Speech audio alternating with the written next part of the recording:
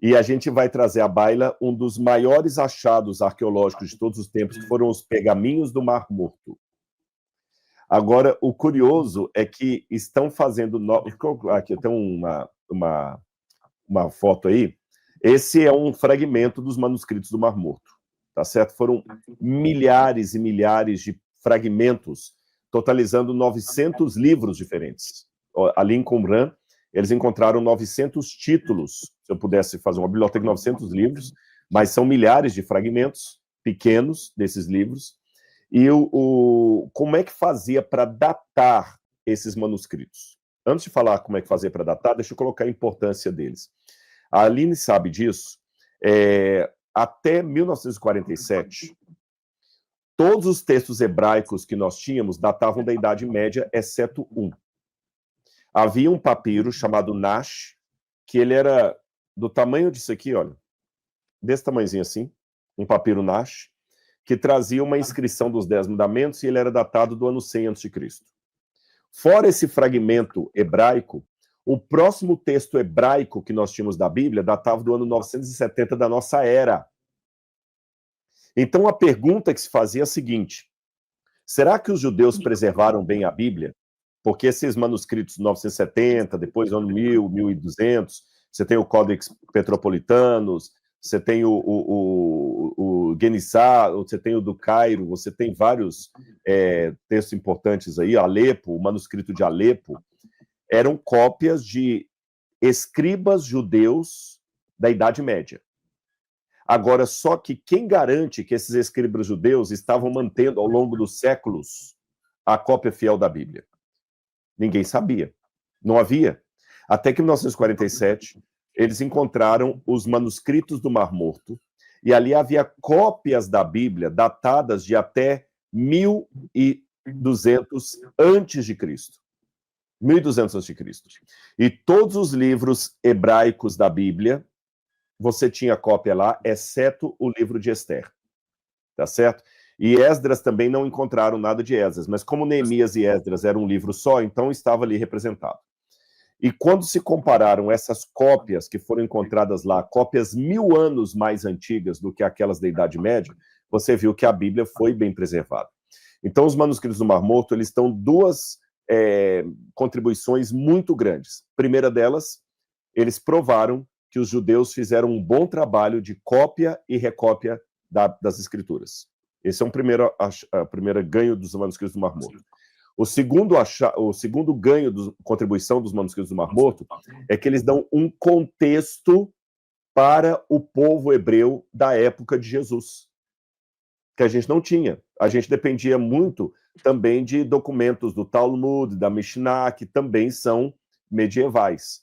Agora não, você tem manuscritos que estavam sendo copiados antes de Jesus nascer e que me dão uma ideia do judaísmo da época. Por exemplo, Jesus fala nas bem-aventuranças assim: bem-aventurados os pobres de espírito. O que Jesus quis dizer com isso? Em Qumran, você encontrou a expressão Anavei Ruach, que significa os encurvados do espírito. E o sentido dessa expressão em Qumran é o seguinte: o espírito, Ruach, é um sopro, um fôlego de Deus. Ele é o espírito, mas é um sopro, um vento. E quando o vento passa num trigo, numa cevada, o que acontece? Ele se inclina na direção do vento. Então a imagem é: feliz é aquele que se inclina quando o sopro de Deus passa por ele, quando o Espírito de Deus passa por ele. É uma atitude de submissão. Esse achado me ajudou a entender a expressão de Jesus: bem-aventurados os pobres de espírito, que ninguém sabia o que significava. Então, antes de falar como é que foram datados os manuscritos, deixa a Aline também fazer um comentário dela sobre a importância desse achado para a história de Israel e da arqueologia.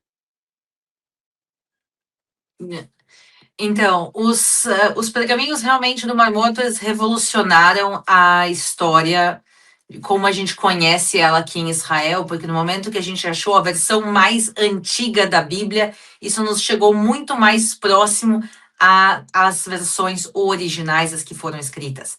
A questão é que os primeiros pergaminhos foram encontrados em 1947 e eles foram datados, na sua grande maioria, em 1961. Então, naquela época, a arqueologia bíblica estava ainda muito na sua infância ainda. Não haviam todas as técnicas que nós temos, e por isso, quando os pergaminhos do Mar Morto foram datados, a maior parte deles foram datados de 2000, 2.100 anos, e agora a revolução arqueológica que aconteceu agora neste ano, em 2025, é que se encontraram novas técnicas para datar os pergaminhos e técnicas extremamente precisas. E eles criaram uma inteligência artificial para ajudar a datar os pergaminhos. Eu sei que a inteligência artificial muitas vezes é usada para coisas terríveis e para coisas que não deveriam ser usadas, mas nesse caso eles pegaram a inteligência artificial, que é o mais top da tecnologia que a gente tem, e pegaram isso para nos ajudar a desvendar a arqueologia, o que é fantástico. Então, o novo com o antigo, e eles criaram um programa de inteligência artificial que se chama Enoch, porque eu também acho que Sugestivo, né? é um nome bem sugestivo que eles encontraram para colocar. E então, Enoch, junto com esses arqueólogos, eles conseguiram datar os pergaminhos e se descobriram que os pergaminhos do Mar Morto não eram exatamente da data que se imaginava. E para onde mudou a data, parte desses pergaminhos se descobriram que são muito anteriores ao que se imaginava. Tem, inclusive, pergaminhos que foram escritos antes da criação de Qumran, antes do nascimento dos essênios. Quer dizer que não foi o pessoal no Mar Morto que escreveu todos os pergaminhos, haviam pergaminhos que já eram antigos e que foram levados para lá. E a maior revolução entre essas novas análises de datação é o pergaminho de Daniel.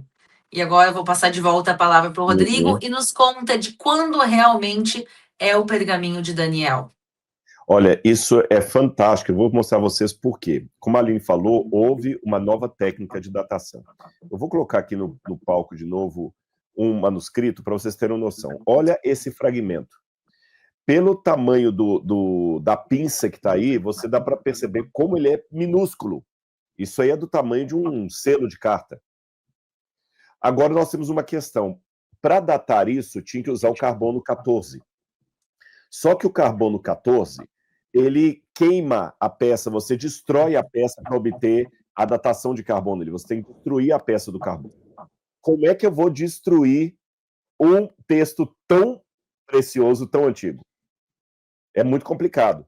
Dependia de ter a sorte de encontrar algum fragmento que tivesse pelo menos uma partezinha, uma brecha assim, sem letra, para você destruir aquilo ali, mas não tinha. E você tinha que destruir uma grande, um tanto assim, olha. Agora, o que acontece? Existem novas técnicas de carbono 14 que nós conseguimos datar com algo desse tamanhozinho assim. Ó, antes, só para você ter uma noção, deixa eu pegar aqui. Para eu obter o carbono 14 dessa página aqui, eu tinha que destruir pelo menos isso aqui dela, para poder datar. Então, claro, ninguém iria pegar um pedaço grande dos pergaminhos do Mar Morto e queimar. Seria impossível.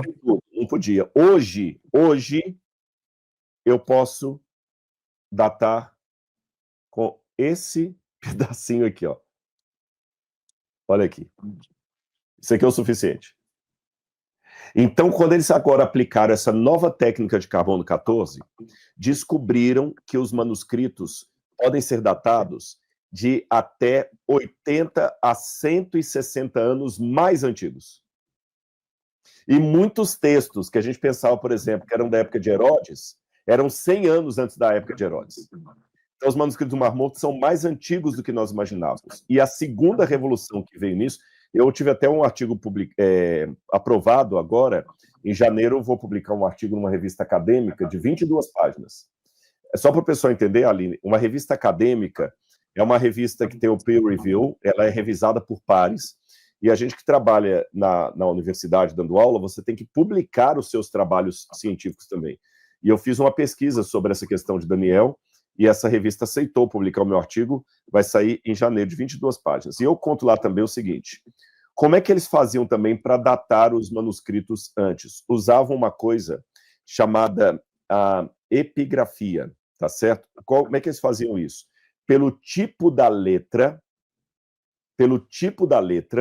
eles sabiam quando aquilo foi escrito. Por exemplo, alguém que está assistindo a gente que conhece alemão gótico, você sabe que aquela letra do alemão gótico é de um tipo de alemão específico de uma época.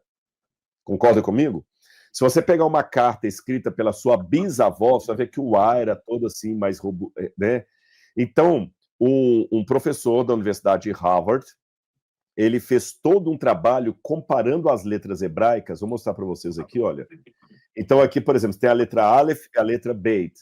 Então, o tipo da letra mostrava a época em que aquele texto foi escrito. Tá certo?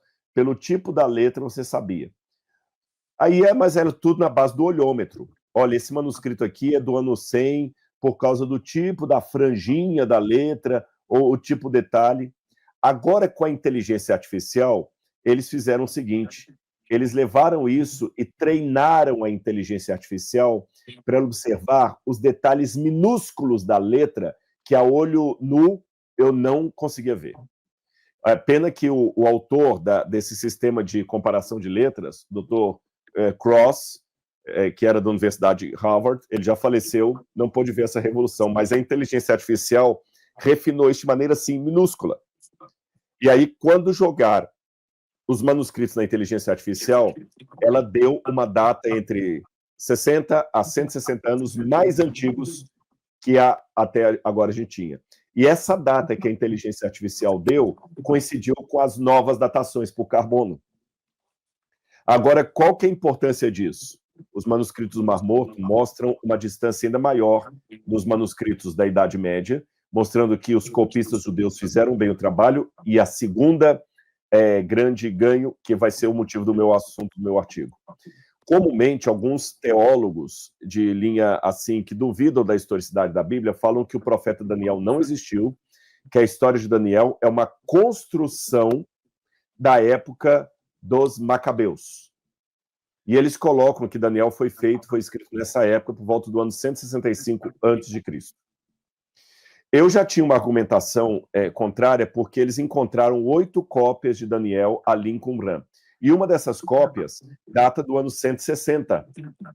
Agora, só que, se Daniel foi escrito no ano 165, 5 anos é pouco tempo para ter uma cópia de Daniel ali em Qumran. E agora, a data que fizeram uma das cópias de Daniel em Qumran mostra que Daniel pode ser do ano 200, anterior ao ano 200 a.C., o ano 250. Se aquela cópia de Daniel pode ser datada em 250, então o livro de Daniel não é uma produção da época dos Macabeus. E isso chama bastante atenção, porque os que não acreditam na Bíblia falam o seguinte: as profecias de Daniel, elas são tão assertivas, que elas só podem ter sido escritas depois que o evento aconteceu. Só que eu tenho aqui uma prova arqueológica que o livro foi escrito antes do acontecimento dos eventos. Isso é fantástico.